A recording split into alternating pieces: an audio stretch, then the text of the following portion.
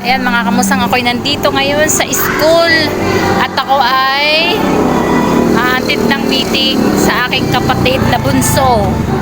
Hindi ko alam kung anong pagmi-meeting yan, pero sabi kanina sa akin ay kailangan daw umatid ng meeting 2:30. So, saktong alas 3 na, hindi pa nag-uumpisa kasi sila ay nagpa-practice ng sa graduation, sayaw.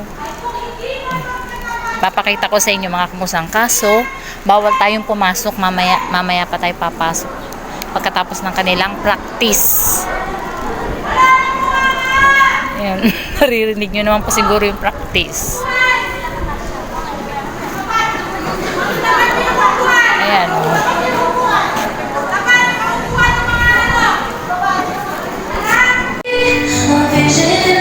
Ayan mga kamusang, papractice sila ng kanta at sayaw. Ayan mga kamusang, galing na ako sa loob ng school, pauwi na ako. Ganito ang nangyari. Ang sabi daw po ay 2:30 ang meeting. So nag-antay kami doon sa school. Alas 3 na kami nakapasok para pumirma na lang ng attendance kasi tapos na daw ang meeting ng may mga award. Alauna daw po pala ang meeting na may mga award, tapos nagkamali yung teacher, kaya ang naabutan namin ay meeting ng officer. So nagkamali si teacher, kaya sabi ko nga kanina pa nga ako kami nag-aantay doon sa labas. Ilan kami nag-antay. Kaso anong nangyari, pumirma na lang kami ng attendance para sa katunayan na kami nga po ay naka-attend ng meeting. Kaya sabi ko, hinahanap ko naman kung bakit kami pinatawag. Sabi nung aking kapatid ay may award daw siya. So ngayon hindi ko naman po alam kung ano yung award, kasi nga po alauna nga po yung meeting na may mga award. Pag-akit namin dun sa taas, meeting ng officer ang naandun. Kaya nga sabi ko nga ay kinongrats naman po kami nung ibang teacher doon, kinongrats lang po kami, pero hindi naman po namin alam kung ano yung award nung aking kapatid at saka yung anak ng mga nanay na naging kasabay ko doon pagpasok sa loob.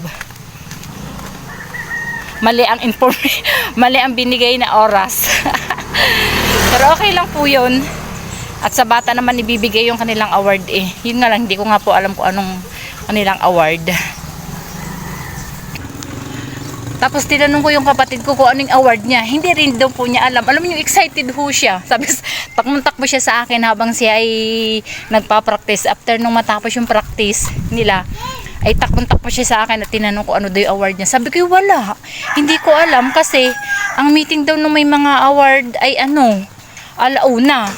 So, mali. Yung teacher niya nagkamali. Ang meeting ng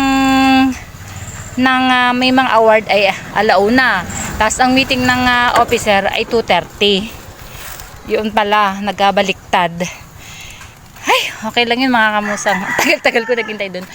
Ngayon, ako ay pupunta ng Buboy. Pupunta kami ng Buboy. Update ko na lang po kayo pag kami nasa Buboy na.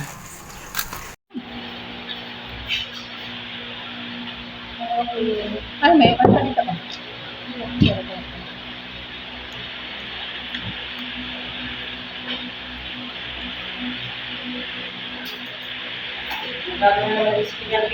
Oo. Hindi pa raw siya ready. Tawa ko kanina mga Makakamos ng kain. Ito lang, meron yung natanghalian. Tama akong oras. 3:15. Hindi makita. 3:15 na ako. Aking ilipat pa ng budang kain. Ang laki. Ano akong bibilang?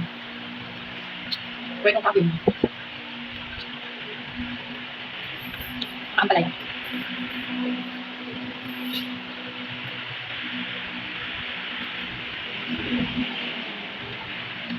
Okay.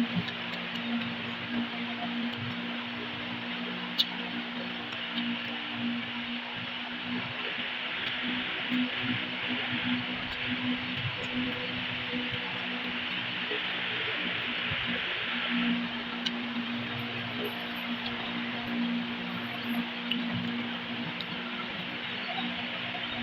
ka ta? Mga kamusang kanina umaga kasi ginigising ko si Garbe.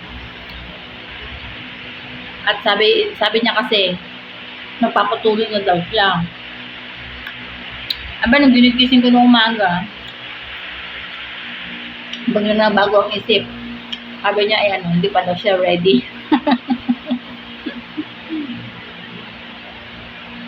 Ayaw pa magbinata.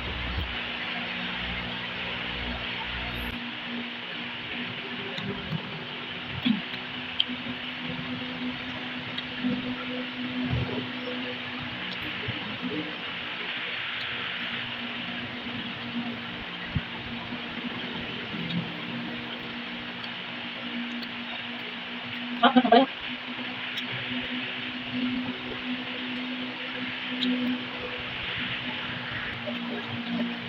Tapos na. Sarap chicken.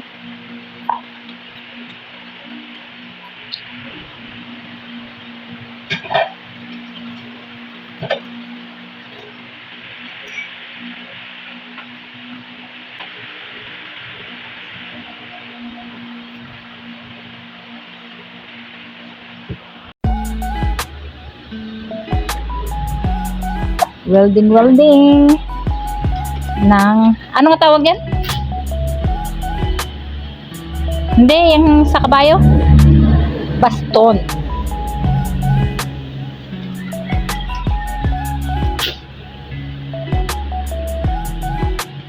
Welding ang baston.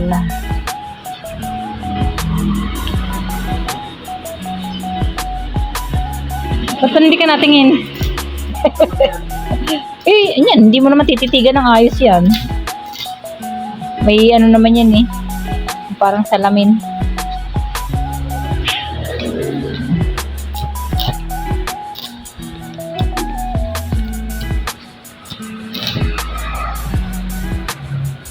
Ba't ayaw dumikit?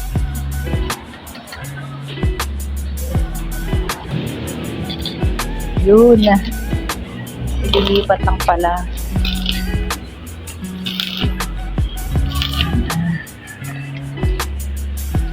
Gumamit na ng ano, ng pinagbabawal na technique. Maskara. Pinagbabawal na technique. Maskara. O nga, nakakano nga ng mata, ano? Liwanag kasi, sobrang liwanag.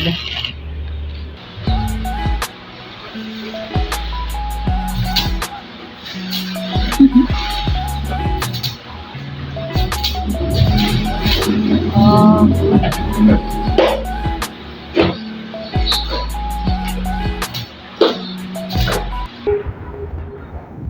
Yan mga kamusang magpuputol naman magkakater.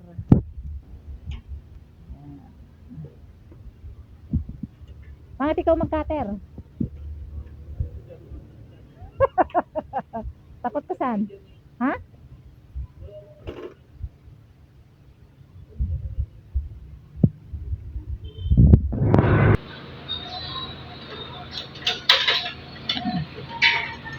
Kakater na.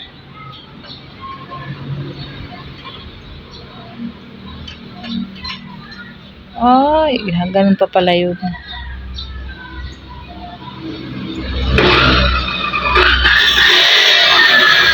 Ayan. May fireworks, mga kamusang fireworks yun. Susukat ulit doon.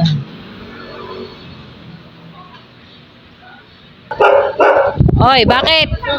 Abatar! Eh! Wala. Sige! Ikaw magkakatara dyan ay. Aba! Talaga naman!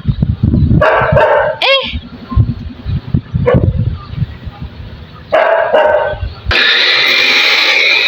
Kakater ulit. Yan ang pangalawa. Ah, daming fireworks oh. Pangit tayo. Oh.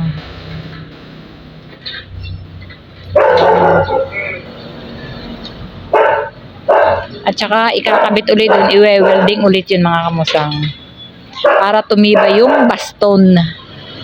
Baston ni Joaquin. Tapos na.